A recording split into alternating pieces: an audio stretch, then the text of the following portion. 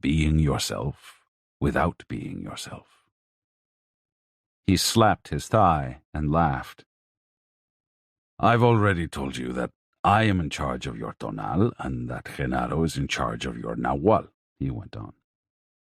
It has been my duty to help you in every matter concerning your tonal, and everything that I've done with you or to you was done to accomplish one single task, the task of cleaning and reordering your island of the tonal. That's my job as your teacher. Genaro's task as your benefactor is to give you undeniable demonstrations of the nahual and to show you how to get to it. What do you mean by cleaning and reordering the island of the tonal? I asked. I mean the total change which I've been telling you about from the first day we met, he said. I've told you countless times that a most drastic change was needed if you wanted to succeed in the path of knowledge. That change is not a change of mood or attitude or outlook. That change entails the transformation of the island of the tonal. You have accomplished that task. Do you think that I've changed? I asked. He hesitated and then laughed loudly. You are as idiotic as ever, he said. And yet you're not the same. See what I mean? He mocked my taking notes and said that he missed Don Genaro, who would have enjoyed the absurdity of my writing down the sorcerer's explanation. At this precise point, a teacher would usually say to his disciple that they have arrived at a final crossroad, he continued. To say such a thing is misleading, though. In my opinion, there is no final crossroad, no final step to anything. And since there is no final step to anything, there shouldn't be any secrecy about any part of our lot as luminous beings. Personal power decides who can or who cannot profit by a revelation. My experiences with my fellow men have proven to me that very, very few of them would be willing to listen, and of those few who listen, even fewer would be willing to act on what they have listened to, and of those who are willing to act, even fewer have enough personal power to profit by their acts. So the matter of secrecy about the sorcerer's explanation boils down to a routine, perhaps a routine as empty as any other routine. At any rate, you know about the tonal and the nahual, which are the core of the sorcerer's explanation. To know about them seems to be quite harmless. We are sitting here talking innocently about them as if they were just an ordinary topic of conversation. You are calmly writing as you've done for years. The scenery around us is a picture of calmness. It is early afternoon, the day is beautiful, the mountains around us have made a protective cocoon for us. One doesn't have to be a sorcerer to realize that this place, which speaks of Genaro's power and impeccability, is the most appropriate background for opening the door. For that is what I'm doing today, opening the door for you. But before we venture beyond this point, a fair warning is required. A teacher is supposed to speak in earnest terms and warn his disciple that the harmlessness and placidity of this moment are a mirage, that there is a bottomless abyss in front of him, and that once the door opens, there is no way to close it again. He paused for a moment. I felt light and happy. From Don Genaro's place of predilection, I had a breathtaking view. Don Juan was right. The day and the scenery were more than beautiful. I wanted to worry about his admonitions and warnings, but somehow the tranquility around me screened out all my attempts, and I found myself hoping that perhaps he was speaking only of metaphorical dangers. Don Juan suddenly began to talk again. The years of hard training are only a preparation for the warrior's devastating encounter with... He paused again, looked at me with squinting eyes, and chuckled. With whatever lies out there, beyond this point, he said. I asked him to explain his ominous statements. The sorcerer's explanation, which doesn't seem like an explanation at all, is lethal, he said. It seems harmless and charming, but as soon as the warrior opens himself to it, it delivers a blow that no one can parry. He broke into a loud laugh. So, be prepared for the worst. But don't hurry or panic, he proceeded. You don't have any time, and yet you're surrounded by eternity. What a paradox for your reason! Don Juan stood up. He wiped off the debris on a smooth, bowl-like depression and sat there comfortably, with his back against the rock facing the northwest. He indicated another place for me where I, too, could sit comfortably. I was to his left, also facing the northwest. The rock was warm and gave me a feeling of serenity, of protection. It was a mild day. A soft wind made the heat of the afternoon sun very pleasant. I took off my hat, but Don Juan insisted that I should wear it. You're now facing in the direction of your own place of power, he said. That is a prop that may protect you. Today you need all the props you can use. Your hat may be another one of them. Why are you warning me, Don Juan? What's really going to happen? I asked. What will happen here today depends on whether or not you have enough personal power to focus your unwavering attention on the wings of your perception, he said. His eyes glittered. He seemed to be more excited than I had ever seen him before. I thought that there was something unusual in his voice, perhaps an unaccustomed nervousness. He said that the occasion required that right there, on my benefactor's place of predilection, he recapitulate for me every step that he had taken in his struggle to help me clean and reorder my island of the Tonal. His recapitulation was meticulous and took him about 5 hours. In a brilliant and clear manner, he gave me a succinct account of everything he had done to me since the day we met.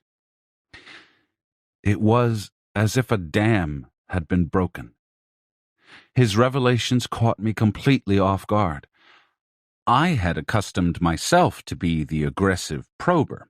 Thus, to have Don Juan, who was always the reluctant party, elucidating the points of his teachings in such an academic manner was as astounding as his wearing a suit in Mexico City. His control of the language, his dramatic timing, and his choice of words were so extraordinary that I had no way to explain them rationally. He said that at that point, a teacher had to speak to the individual warrior in exclusive terms, that the way he was talking to me and the clarity of his explanation were part of his last trick, and that only at the end would everything that he was doing make sense to me. He talked without stopping until he had finished presenting his recapitulation, and I wrote down everything he said without any conscious effort on my part. Let me begin by telling you that a teacher never seeks apprentices, and no one can solicit the teachings, he said. It's always an omen which points out an apprentice. A warrior who may be in the position of becoming a teacher must be alert in order to catch his cubic centimeter of chance. I saw you just before we met. You had a good tonal, like that girl we encountered in Mexico City. After I saw you, I waited, very much like what we did with the girl that night in the park. The girl went by without paying attention to us, but you were brought to me by a man who ran away after babbling inanities. You were left there facing me, also babbling inanities. I knew I had to act fast and hook you. You yourself would have had to do something of that sort if that girl would have talked to you. What I did was to grab you with my will. Don Juan was alluding to the extraordinary way he had looked at me the day we met. He had fixed his gaze on me, and I had had an inexplicable feeling of vacuity or numbness. I couldn't find any logical explanation for my reaction, and I've always believed that after our first meeting, I went back to see him only because I had become obsessed with that look. "That was my quickest way of hooking you," he said. "It was a direct blow to your tonal. I numbed it by focusing my will on it." "How did you do that?" I asked. "The warrior's gaze is placed on the right eye of the other person," he said. "And what it does is to stop the internal dialogue. Then the Nahual takes over. Thus the danger of that maneuver. Whenever the Nahual prevails, even if it is only for an instant, there is no way of describing the feeling that the body experiences. I know that you have spent endless hours trying to figure out what you felt, and that to this day you haven't been able to. I accomplished what I wanted, though. I hooked you." I told him that I could still remember him staring at me. "The gaze on the right eye is not a stare," he said. "It's rather a forceful grabbing that one does through the eye of another person. In other words, one grabs something that is behind the eye. One has the actual physical sensation that one is holding something with the will." He scratched his head, tilting his hat to the front over his face. "This is naturally only a way of talking," he continued. "A way of explaining weird physical sensations." He ordered me to stop writing and look at him. He said that he was going to grab my tonal gently with his will. The sensation I experienced was a repetition of what I had felt on that first day we had met and on other occasions when Don Juan had made me feel that his eyes were actually touching me in a physical sense. "But how do you make me feel you're touching me, Don Juan? What do you actually do?" I asked. "There's no way of exactly describing what one does," he said. "Something snaps forward from someplace below the stomach. That something has direction and can be focused on anything." I again felt something like soft tweezers clasping some undefined part of me. "It works only when the warrior learns to focus his will," Don Juan explained after he moved his eyes away. "There's no way of practicing it, therefore I have not recommended or encouraged its use. At a given moment in the life of a warrior, it simply happens. No one knows how." He remained quiet for a while. I felt extremely apprehensive. Don Juan suddenly began to speak again. "The secret is in the left eye," he said. "As a warrior progresses on the path of knowledge, his left eye can clasp anything. Usually the left eye of a warrior has a strange appearance. Sometimes it becomes permanently crossed, or it becomes smaller than the other, or larger, or different in some way." He glanced at me, and in a joking manner pretended to examine my left eye. He shook his head in mock disapproval and chuckled. "Once the apprentice has been hooked, the instruction begins," he continued. "The first act of a teacher is to introduce the idea that the world we think we see is only a view, a description of the world. Every effort of a teacher is geared to prove this point to his apprentice. But accepting it seems to be one of the hardest things one can do. We are complacently caught in our particular view of the world, which compels us to feel and act as if we knew everything about the world. A teacher, from the very first act he performs, aims at stopping that view. Sorcerers call it stopping the internal dialogue, and they are convinced that it is the single most important technique that an apprentice can learn. In order to stop the view of the world which one has held since the cradle, it is not enough to just wish or make a resolution. One needs a practical task. That practical task is called the right way of walking. It seems harmless and nonsensical. As everything else which has power in itself or by itself, the right way of walking does not attract attention. You understood it and regarded it, at least for several years, as a curious way of behaving. It didn't dawn on you until very recently that was the most effective way to stop your internal dialogue. How does the right way of walking stop the internal dialogue? I asked. Walking in that specific manner saturates the tonal, he said. It floods it. You see, the attention of the tonal has to be placed on its creations. In fact, it is that attention that creates the order of the world in the first place, so the tonal must be attentive to the elements of its world in order to maintain it, and must above all uphold the view of the world as internal dialogue. He said that the right way of walking was a subterfuge. The warrior, first by curling his fingers, drew attention to the arms, and then by looking, without focusing his eyes at any point directly in front of him on the arc that started at the tip of his feet and ended above the horizon, he literally flooded his tonal with information. The tonal, without its one-to-one relation with the elements of its description, was incapable of talking to itself, and thus one became silent. Don Juan explained that the position of the fingers didn't matter at all, that the only consideration was to draw attention to the arms by clasping the fingers in various unaccustomed ways, and that the important thing was the manner in which the eyes, by being kept unfocused, detected an enormous number of features of the world without being clear about them. He added that the eyes, in that state, were capable of picking out details which were too fleeting for normal vision. Together with the right way of walking, Don Juan went on, a teacher must teach his apprentice another possibility which is even more subtle, the possibility of acting without believing, without expecting rewards, acting just for the hell of it. I wouldn't be exaggerating if I told you that the success of a teacher's enterprise depends on how well and how harmoniously he guides his apprentice in this specific respect. I told Don Juan that I didn't remember him ever discussing acting just for the hell of it as a particular technique. All I could recollect were his constant but loose comments about it.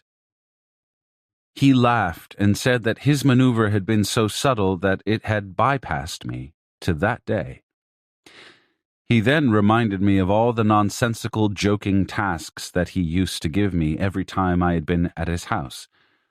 Absurd chores, such as arranging firewood in patterns, encircling his house with an unbroken chain of concentric circles drawn in the dirt with my finger, sweeping debris from one place to another, and so forth. The tasks also included acts that I had to perform by myself at home, such as wearing a black cap, or tying my left shoe first, or fastening my belt from right to left. The reason I had never taken them in any other vein, except as jokes, was that he would invariably tell me to forget about them after I had established them as regular routines. As he recapitulated all the tasks he had given me, I realized that by making me perform senseless routines, he had indeed implanted in me the idea of acting without really expecting anything in return. Stopping the internal dialogue is, however, the key to the sorcerer's world, he said. The rest of the activities are only props. All they do is accelerate the effect of stopping the internal dialogue. He said that there were two major activities or techniques used to accelerate the stopping of the internal dialogue: erasing personal history and dreaming. He reminded me that during the early stages of my apprenticeship, he had given me a number of specific methods for changing my personality. I had recorded them in my notes and had forgotten about them for years until I realized their importance. Those specific methods seemed at first to be highly idiosyncratic devices to coerce me into modifying my behavior. He explained that the art of a teacher was to deviate the apprentice's attention from the main issues. A poignant example of that art was the fact that I had not realized until that day that he had actually tricked me into learning a most crucial point: to act without expecting rewards.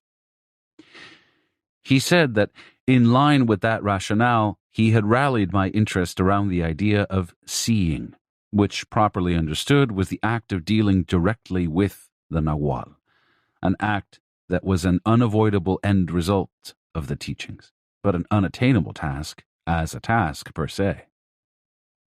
What was the point of tricking me that way? I asked. Sorcerers are convinced that all of us are a bunch of nincompoops, he said. We can never relinquish our crummy control voluntarily, thus we have to be tricked.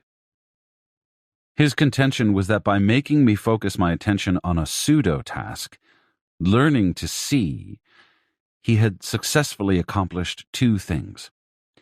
First, he had outlined the direct encounter with the Nagual, without mentioning it. And second, he had tricked me into considering the real issues of his teachings as inconsequential affairs. Erasing personal history and dreaming were never as important to me as seeing. I regarded them as very entertaining activities. I even thought that they were practices for which I had the greatest facility. Greatest facility, he said mockingly when he heard my comments.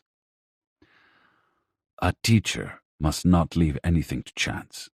I've told you that you were correct in feeling that you were being tricked. The problem was that you were convinced that that tricking was directed at fooling your reason. For me, tricking meant to distract your attention, or to trap it, as the case required. He looked at me with squinting eyes and pointed all around us with a sweeping gesture of his arm.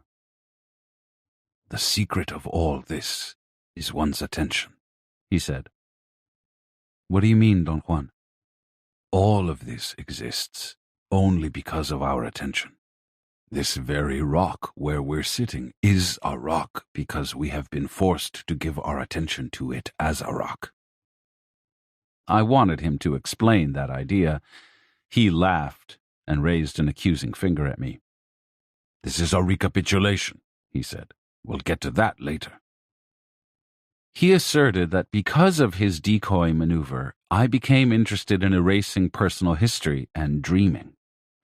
He said that the effects of those two techniques were ultimately devastating if they were exercised in their totality, and that then his concern was the concern of every teacher, not to let his apprentice do anything that would plunge him into aberration and morbidity. Erasing personal history and dreaming should only be a help, he said. What any apprentice needs to buffer him is temperance and strength. That's why a teacher introduces the warrior's way, or living like a warrior. This is the glue that joins together everything in a sorcerer's world. Bit by bit, a teacher must forge and develop it. Without the sturdiness and level-headedness of the warrior's way, there is no possibility of withstanding the path of knowledge. Don Juan said that learning the warrior's way was an instance when the apprentice's attention had to be trapped rather than deviated, and that he had trapped my attention by pushing me out of my ordinary circumstances every time I had gone to see him. Our roaming around the desert and the mountains had been the means to accomplish that. The maneuver of altering the context of my ordinary world by taking me for hikes and hunting was another instance of his system that had bypassed me. Context disarrangement meant that I didn't know the ropes, and my attention had to be focused on everything Don Juan did. What a trick, huh? He said, and laughed. I laughed with awe. I had never realized that he was so aware. He then enumerated his steps in guiding and trapping my attention. When he had finished his account, he added that a teacher had to take into consideration the personality of the apprentice, and that in my case he had to be careful because I was violent and would have thought nothing of killing myself out of despair. What a preposterous fellow you are, Don Juan, I said in jest, and he exploded in a giant laugh. He explained that in order to help erase personal history, 3 other techniques were taught. They were losing self-importance, assuming responsibility, and using death as an advisor. The idea was that without the beneficial effect of those three techniques, erasing personal history would involve the apprentice in being shifty, evasive, and unnecessarily dubious about himself and his actions. Don Juan asked me to tell him what had been the most natural reaction I had had in moments of stress, frustration, and disappointment before I became an apprentice. He said that his own reaction had been wrath. I told him that mine had been self-pity. Although you're not aware of it, you had to work your head off to make that feeling a natural one, he said. By now, there is no way for you to recollect the immense effort that you needed to establish self-pity as a feature of your island. Self-pity bore witness to everything you did. It was just at your fingertips, ready to advise you. Death is considered by a warrior to be a more amenable advisor, which can also be brought to bear witness on everything one does, just like self-pity or wrath. Obviously, after an untold struggle, you had learned to feel sorry for yourself. But you can also learn in the same way to feel your impending end, and thus you can learn to have the idea of your death at your fingertips. As an advisor, self-pity is nothing in comparison to death. Don Juan pointed out then that there was seemingly a contradiction in the idea of change. On the one hand, the sorcerer's world called for a drastic transformation, and on the other, the sorcerer's explanation said that the island of the Tonal was complete and not a single element of it could be removed. Change, then, did not mean obliterating anything, but rather altering the use assigned to those elements. Take self-pity, for instance, he said. There is no way to get rid of it for good. It has a definite place and character in your island, a definite facade which is recognizable. Thus, every time the occasion arises, self-pity becomes active. It has history. If you then change the facade of self-pity, you would have shifted its place of prominence. I asked him to explain the meaning of his metaphors, especially the idea of changing facades. I understood it as perhaps the act of playing more than one role at the same time. One changes the facade by altering the use of the elements of the island, he replied. Take self-pity again. It was useful to you because you either felt important and deserving of better conditions, better treatment, or because you were unwilling to assume responsibility for the acts that brought you to the state that elicited self-pity, or because you were incapable of bringing the idea of your impending death to witness your acts and advise you. Erasing personal history and its three companion techniques are the sorcerer's means for changing the facade of the elements of the island. For instance, by erasing your personal history, you have denied use to self-pity. In order for self-pity to work, you had to feel important, irresponsible, and immortal. When those feelings were altered in some way, it was no longer possible for you to feel sorry for yourself. The same was true with all the other elements which you've changed on your island.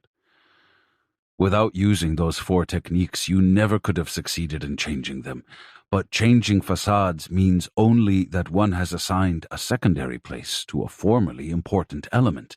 Your self-pity is still a feature of your island.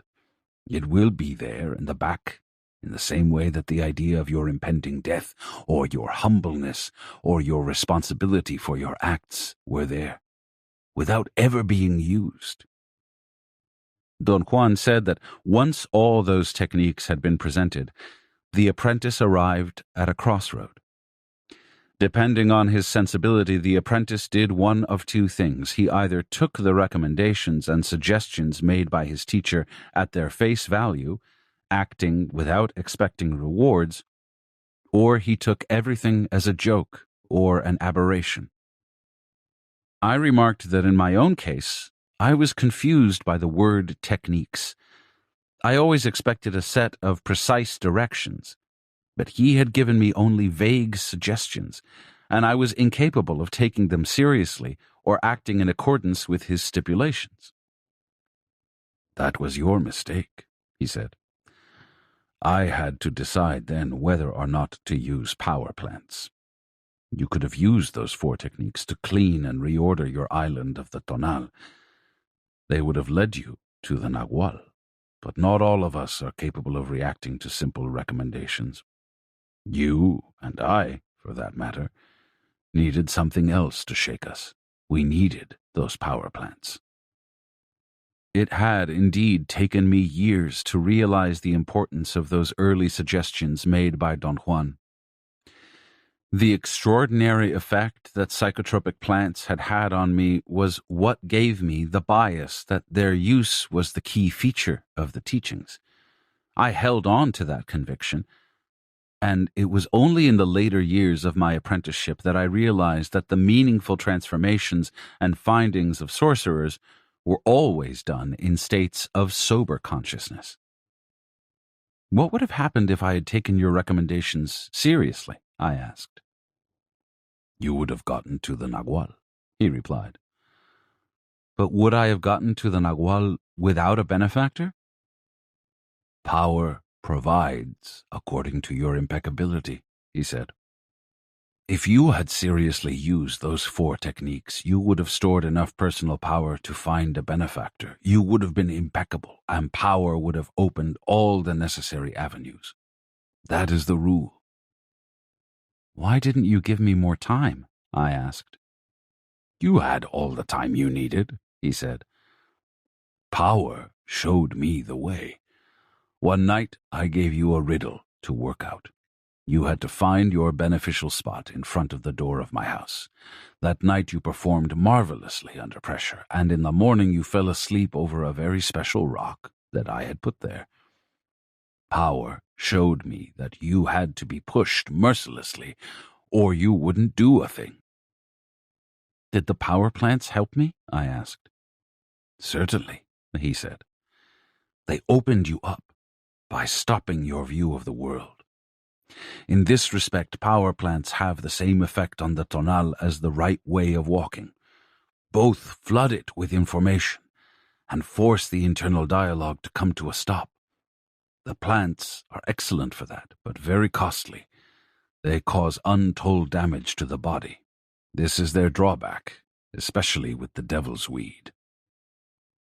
"If you knew that they were so dangerous, why did you give me so many of them so many times?" I asked. He assured me that the details of the procedure were decided by power itself. He said that although the teachings were supposed to cover the same issues with all apprentices, the order was different for each one, and that he had gotten repeated indications that I needed a great deal of coercion in order to bother with anything.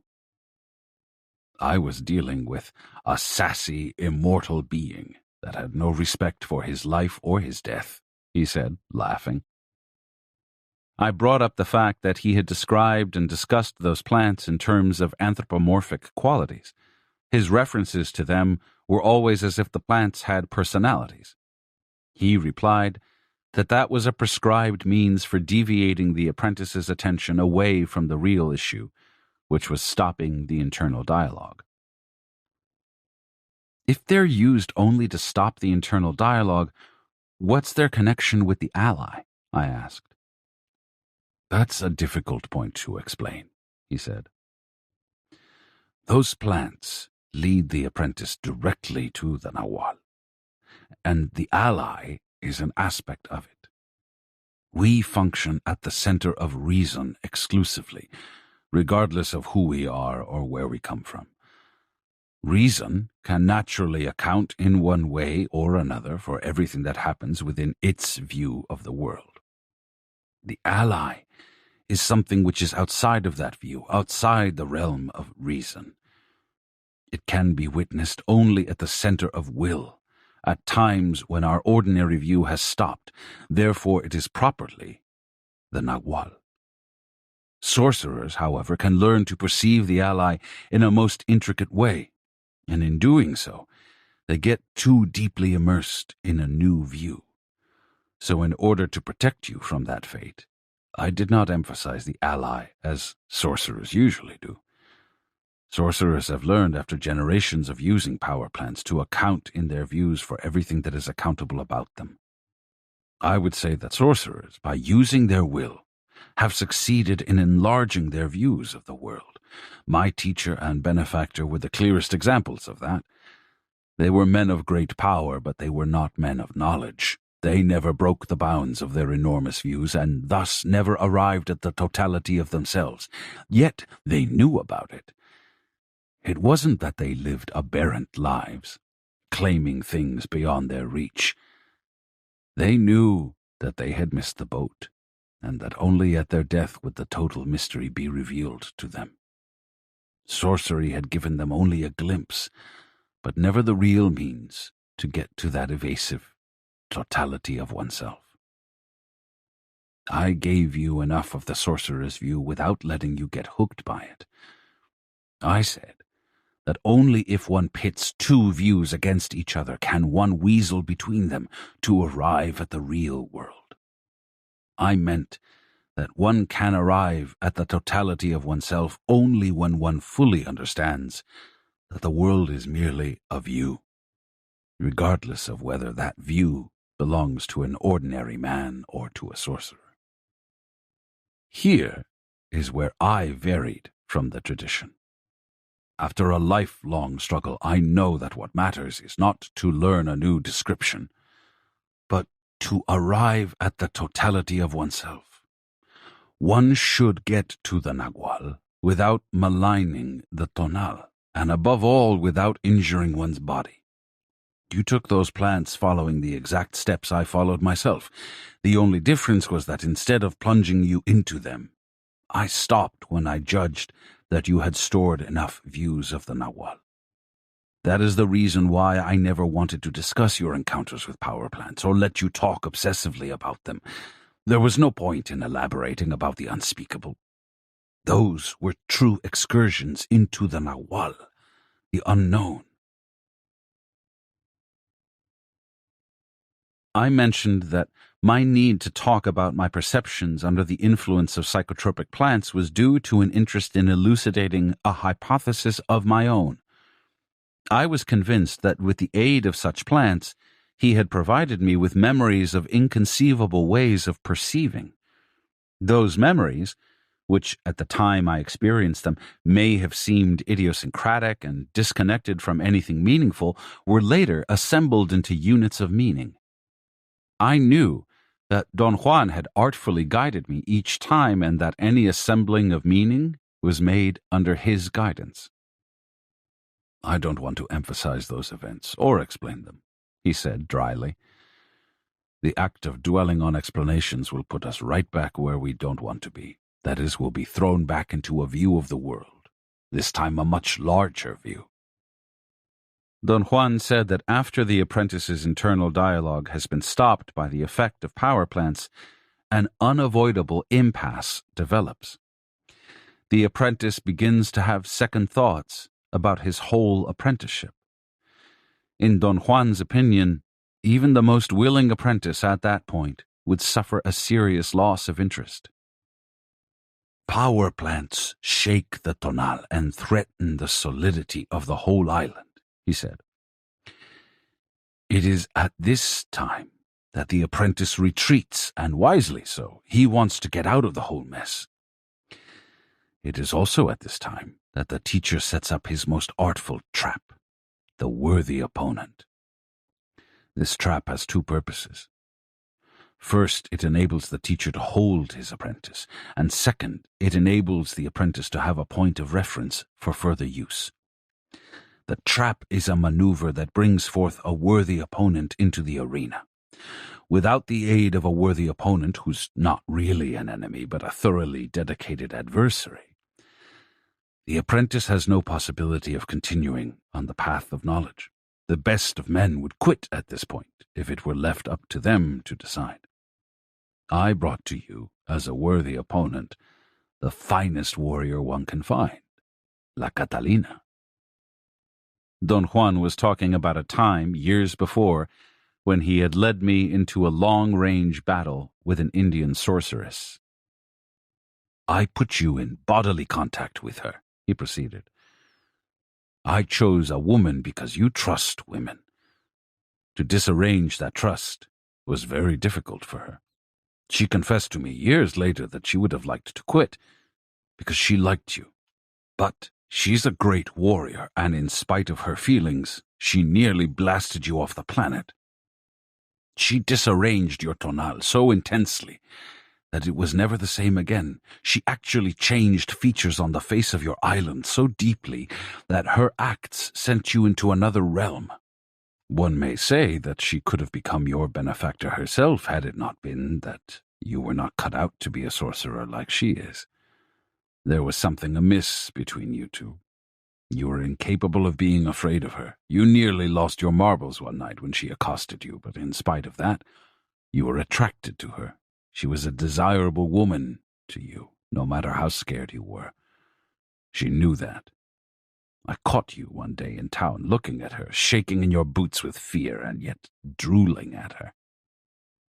Because of the acts of a worthy opponent, then, an apprentice can be either blasted to pieces or changed radically. La Catalina's actions with you, since they did not kill you, not because she didn't try hard enough, but because you were durable, had a beneficial effect on you, and also provided you with a decision. The teacher uses the worthy opponent to force the apprentice into the choice of his life. The apprentice must choose between the warrior's world and his ordinary world. But no decision is possible unless the apprentice understands the choice. Thus, a teacher must have a thoroughly patient and understanding attitude, and must lead his man with a sure hand to that choice. And above all, he must make sure that his apprentice chooses the world and the life of a warrior. I accomplished this by asking you to help me overcome La Catalina. I told you she was about to kill me, and that I needed your help to get rid of her. I gave you fair warning about the consequences of your choice, and plenty of time to decide whether or not to make it. I clearly remembered that Don Juan had set me loose that day. He told me that if I didn't want to help him, I was free to leave and never come back. I felt at that moment that I was at liberty to choose my own course and had no further obligation to him. I left his house and drove away with a mixture of sadness and happiness. I was sad to leave Don Juan, and yet I was happy to be through with all his disconcerting activities. I thought of Los Angeles and my friends and all the routines of my daily life which were waiting for me, those little routines that had always given me so much pleasure. For a while, I felt euphoric. The weirdness of Don Juan and his life was behind me, and I was free. My happy mood did not last long, however. My desire to leave Don Juan's world was untenable. My routines had lost their power. I tried to think of something I wanted to do in Los Angeles, but there was nothing.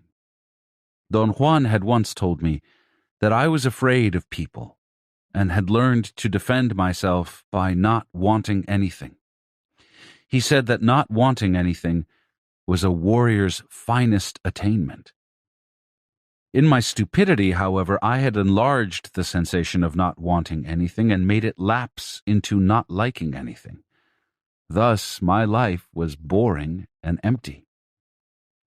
He was right, and as I zoomed north on the highway, the full impact of my own unsuspected madness finally hit me. I began to realize the scope of my choice. I was actually leaving a magical world of continual renewal for my soft, boring life in Los Angeles.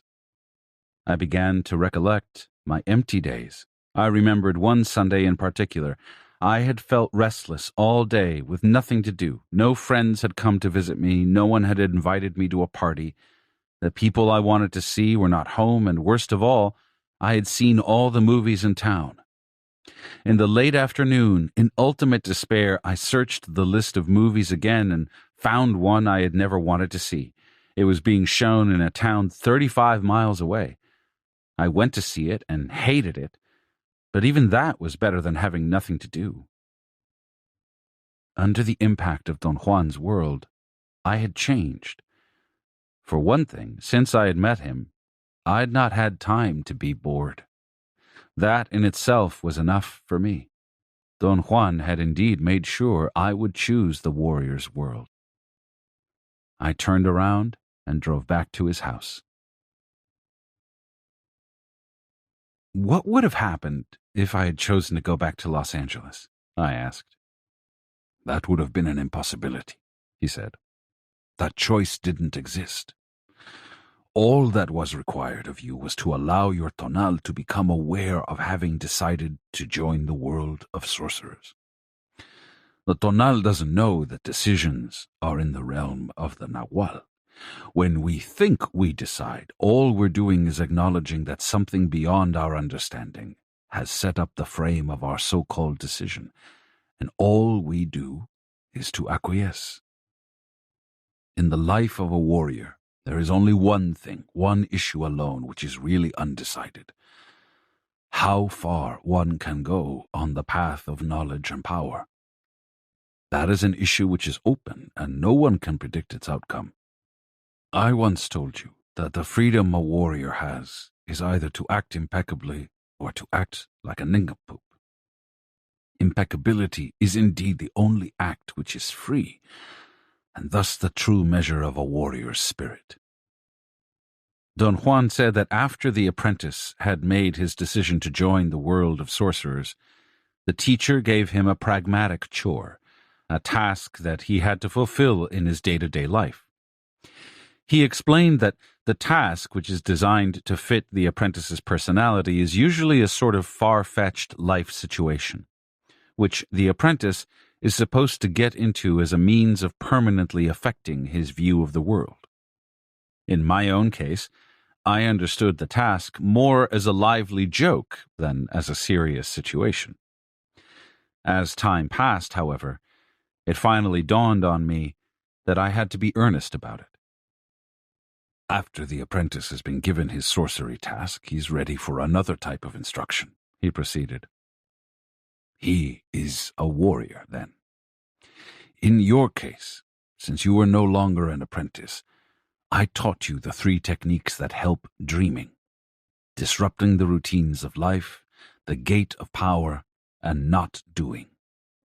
You were very consistent, dumb as an apprentice and dumb as a warrior. You dutifully wrote down everything I said and everything that happened to you, but you did not act exactly as I had told you to, so I still had to blast you with power plants.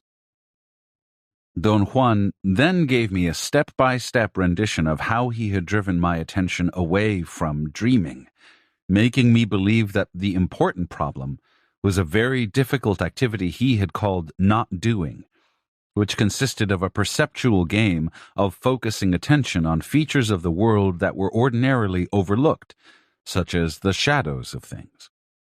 Don Juan said that his strategy had been to set not doing apart by imposing the most strict secrecy on it.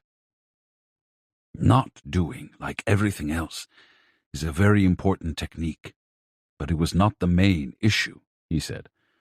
You fell for the secrecy. You, a blabbermouth, having to keep a secret. He laughed and said that he could imagine the troubles I must have gone through to keep my mouth shut. He explained that disrupting routines, the gate of power, and not doing were avenues for learning new ways of perceiving the world, and that they gave a warrior an inkling of incredible possibilities of action. Don Juan's idea was that the knowledge of a separate and pragmatic world of dreaming was made possible through the use of those 3 techniques. Dreaming is a practical aid devised by sorcerers, he said. They were not fools. They knew what they were doing and sought the usefulness of the Nahual by training their tonal to let go for a moment, so to speak, and then grab again This statement doesn't make sense to you, but that's what you've been doing all along. Training yourself to let go without losing your marbles. Dreaming, of course, is the crown of the sorcerer's efforts, the ultimate use of the Nagual. He went through all the exercises of not doing that he had made me perform, the routines of my daily life that he had isolated for disrupting, and all the occasions when he had forced me to engage in the gate of power. We're coming to the end of my recapitulation, he said. Now we have to talk about Genaro. Don Juan said that there had been a very important omen the day I met Don Genaro. I told him that I couldn't remember anything out of the ordinary. He reminded me that on that day we had been sitting on a bench in a park. He said that he had mentioned earlier to me that he was going to wait for a friend I had never met before, and then when the friend appeared, I singled him out without any hesitation in the midst of a huge crowd. That was the omen that made them realize that Don Genaro was my benefactor. I remembered when he mentioned it that as we sat talking, I had turned around and seen a small, lean man who radiated an extraordinary vitality or grace or simple gusto. He had just turned a corner into the park.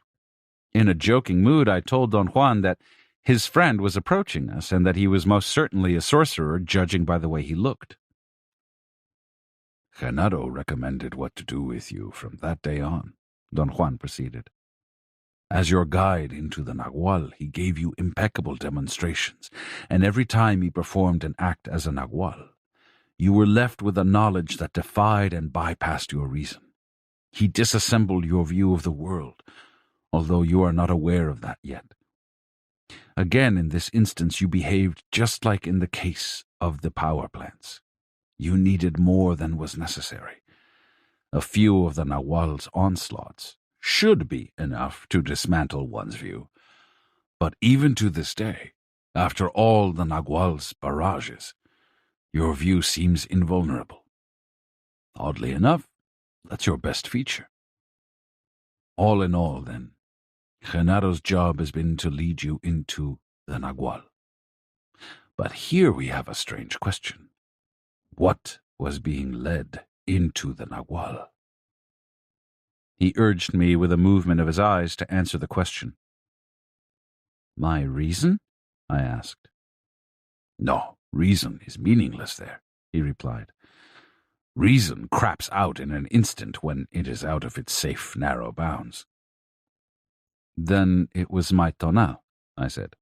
No, the tonal and the Nagual are the two inherent parts of ourselves, he said dryly. They cannot be led into each other. My perception? I asked. You've got it, he yelled, as if I were a child giving the right answer. We're coming now to the sorcerer's explanation. I've warned you already that it won't explain anything, and yet... He paused and looked at me with shiny eyes. This is another of the sorcerer's tricks, he said. What do you mean? What's the trick? I asked, with a touch of alarm. The sorcerer's explanation, of course, he replied. You'll see that for yourself, but let's continue with it. Sorcerers say that we are inside a bubble. It is a bubble into which we are placed at the moment of our birth. At first the bubble is open, but then it begins to close until it has sealed us in. That bubble is our perception. We live inside that bubble all of our lives, and what we witness on its round walls is our own reflection. He lowered his head and looked at me askance. He giggled. You're goofing, he said. You're supposed to raise a point here.